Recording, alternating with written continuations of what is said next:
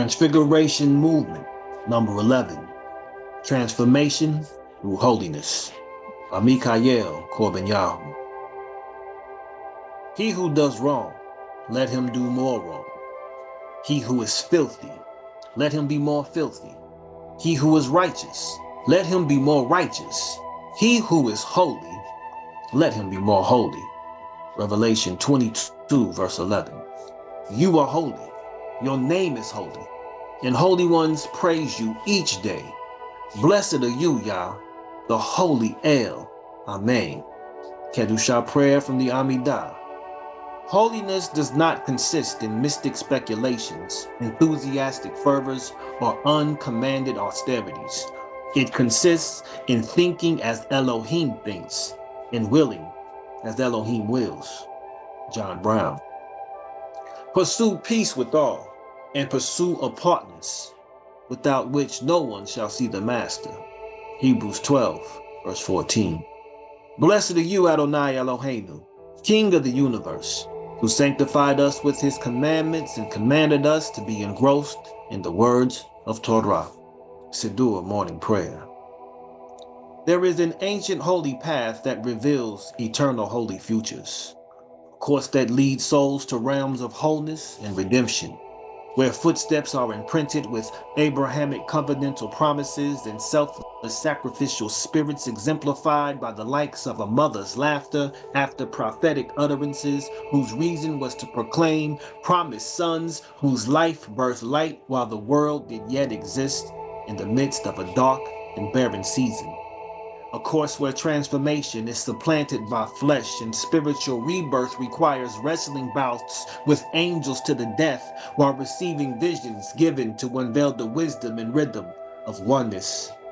A course where trumpets herald covenants and brides are prepared for redemption as Rachel and Leah, who birth a kingdom of priests and a holy nation, whose sole role is to bring to every soul on earth the heavenly goal of messianic salvation.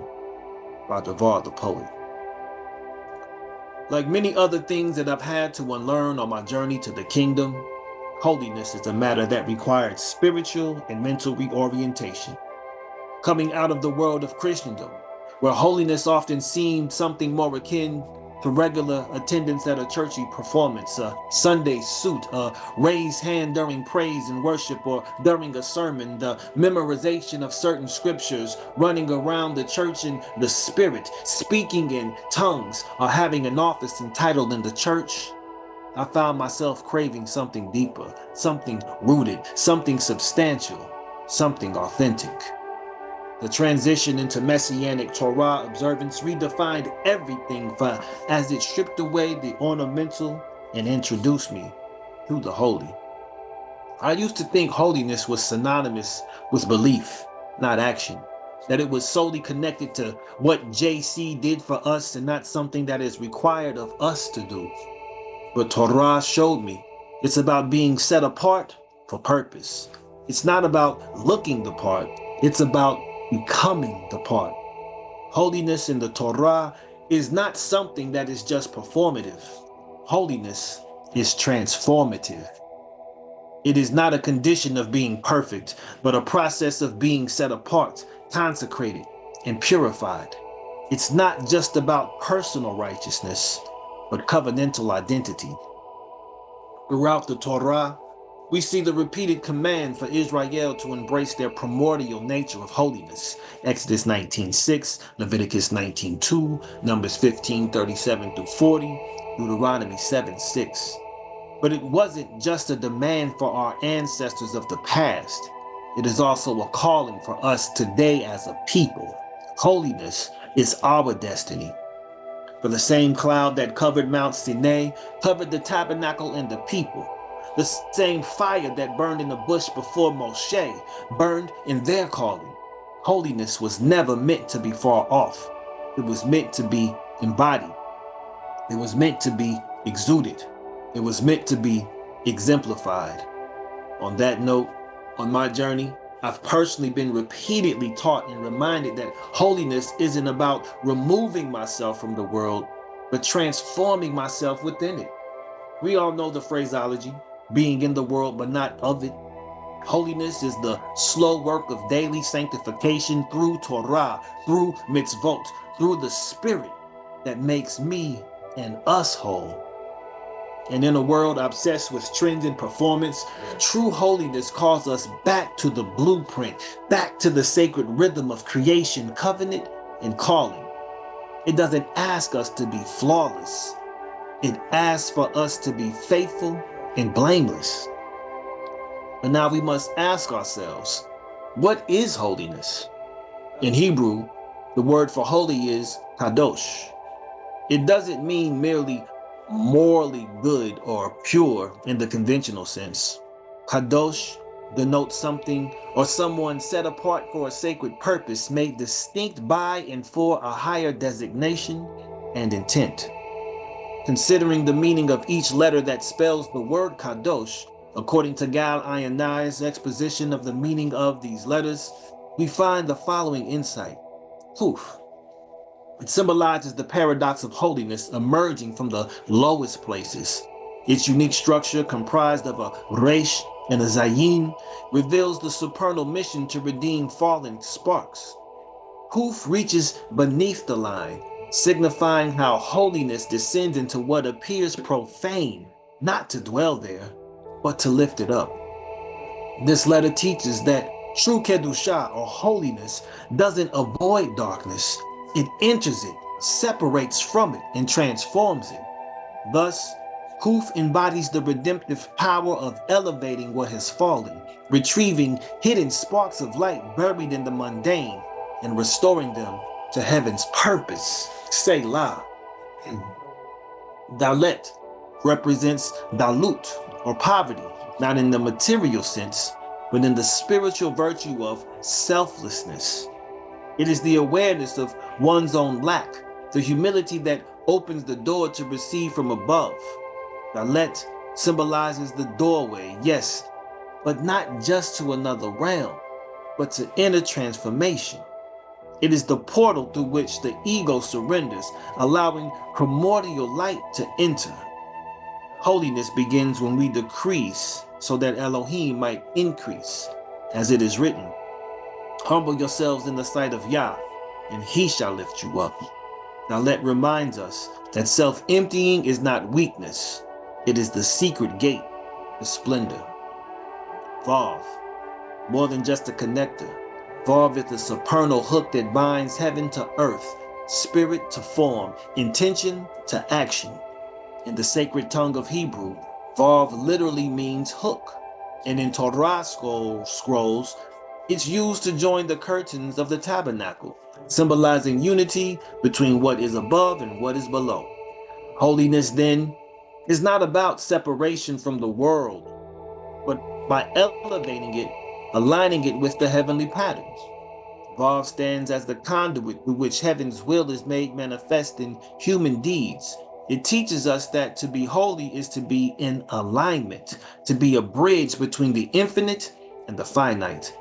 Like the vertical line it resembles, Vav stretches from the heights of the heavens down into the depths of the earth, reminding us that true transformation is found not in escape, but in embodied connection.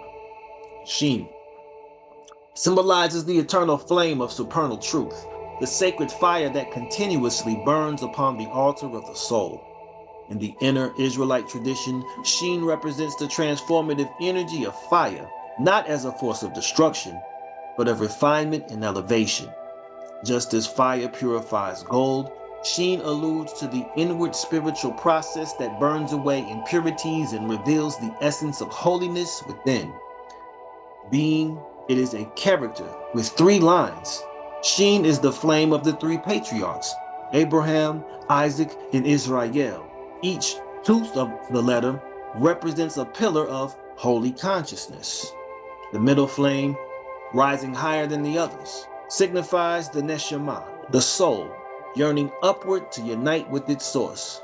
In the word Shaddai, one of the sacred titles of Elohim, Shin expresses the Shekinah presence that dwells within the fire, the same fire that did not consume the bush before Moshe, but commissioned him. It is the same consuming yet sustainable flame that defines the walk of holiness constant, passionate, and luminous. Therefore, from these letters, we see that to live Kadosh is to embody kedushah, holiness, and to choose a path that transcends the surface of life while remaining deeply embedded in its unfolding. It means being present in the world, aware of its tribulations, trials, and temptations, yet unmoved by their allure. A Kadosh life does not require isolation from culture, but a rootedness that allows you to walk through cultural noise without adopting its confusion. It is the art of engaging without conforming, of standing at the edge of superficiality and seeing through it with spiritual clarity. In this light, we perceive that kedushah is not prideful or aloof. It is rather deeply humble. It begins with the inner posture of one who knows they are but a vessel, not the flame itself, but the wick through which the heavenly fire burns. This receptivity creates a life that is continually being shaped and instructed by heaven. The Kadosh person is teachable, not rigid, broken open, not broken down. Their humility is their strength because it keeps them aligned with the source from which all true transformation ensues and flows. But Kadosh is not only an inner state, it is a bridge between the spiritual and the material. To be Kadosh is to connect, to thread righteous intention into ordinary moments. How you speak, how you love, how you honor time, how you respond to injustice, how you keep your word. It is Torah not only in thought, but in touch and taste, in the way you make tea for a guest, how you drive behind the wheel, the way you rise to pray, the way you honor your parents and your children. Kedushah is not separated from the world, but integrated into it, like light refracted through a prism, showing its fullness in the spectrum of everyday living, from the mundane to Kadosh. Above all, to be Kadosh is to burn with the refining fire. It is to carry within you an eternal flame, not a fire that consumes in wrath, but one that purifies in love. This fire purges ego and selfishness, transforming pain into wisdom and desire into devotion. The Kadosh person is passionate, not performative, but purpose-driven. Their passion is disciplined, channeled, and sacred. They don't run from trials. They allow trials to burn away what is not essential so that only what is true and luminous remains. Think of it in terms of what Yehoshua embodied in relation to what we know as the passion of Messiah. Kedushah, in its fullest sense, is not a static condition, but a lifestyle of sacred becoming. It is to be set apart not by belief, clothing, or slogans, but by the unmistakable radiance and deeds of one who has been touched by the Most High, and, as a result, cannot remain the same as they were prior to their encounter. It is the manifestation of heaven's breath in human form, ever reaching, ever refining, ever renewing, ever restoring, ever reconnecting what has been lost back to the eternal. In previous articles of this series, particularly Transfiguration Movement number 10, Prophetic Consciousness, we explored the idea that prophecy is not a performance, but a flow from a purified vessel. Kedushah, similarly, is the process by which that vessel is refined, sanctified, and aligned with the will of Elohim. This lets us know, matter-of-factly, that there is a direct correlation between prophecy and kedushah, as kedushah is the state required for one to enter during their studies to receive prophetic consciousness. Comprehensively speaking, this is a full immersion study encompassing all aspects of life and requiring all aspects to be engaged in and with kedushah. For Israelites the world over, it remains a long-standing tradition that the children begin their formal Torah education not with Genesis, the book of beginnings, nor with Exodus, the story of liberation, but with Vayikra, the priestly book of Leviticus. This may seem counterintuitive at first glance, especially to modern minds so conditioned to linear chronological learning or narrative-based introductions. But the sages offer a profound reason. Let the pure begin with purity. Children whose souls are innocent and whose minds are receptive are best suited to absorb the lessons of kedushah, consecration, and heaven's closeness to earth that Leviticus offers. It's not a storybook, but a manual for sanctity, a primer for living as a Kadosh nation. Considered the heart of the Torah, the scroll of Leviticus contains what is known as the Kedushah Code, a collection of commandments, ethical directives, and ritual instructions that covers chapters 17 to 26, but whose ideas and principles echo throughout the book. This code is not simply a list of religious rules, but a blueprint for moral living, personal discipline, community health, and spiritual alignment. The laws range from instructions on dietary habits, sexual ethics, economic justice, such as not exploiting workers or withholding wages, to rituals of purification and sacrifices.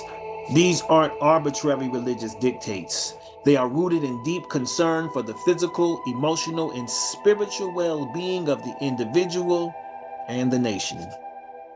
While we were reading from Leviticus, the faith community to which I belong, Beit Mashiach, just this past Shabbat, referred to a powerful writing entitled The Mosaic Law in Light of Modern Science by Dr. Alan Nelson, a physician and biblical scholar. In this work, Dr. Nelson speaks to the timeless relevance of the instructions found within its pages, illustrating how for more than 3 millennia, many Levitical laws precede modern understandings of hygiene, disease control, and mental wellness. Dr. Nelson states how, for instance, the quarantine practices found in Leviticus 13 regarding skin diseases, or the ritual hand washing and handling of the dead, mirror current health protocols designed to prevent contamination and protect public health. What ancient Israel understood as clean and unclean some 3,500 years ago can be seen today as a heavenly inspired framework for hygiene and public safety. Moreover, Dr. Nelson states that the Kedushah Code functions as a moral science, an educational system for training the conscience and behavior of a society.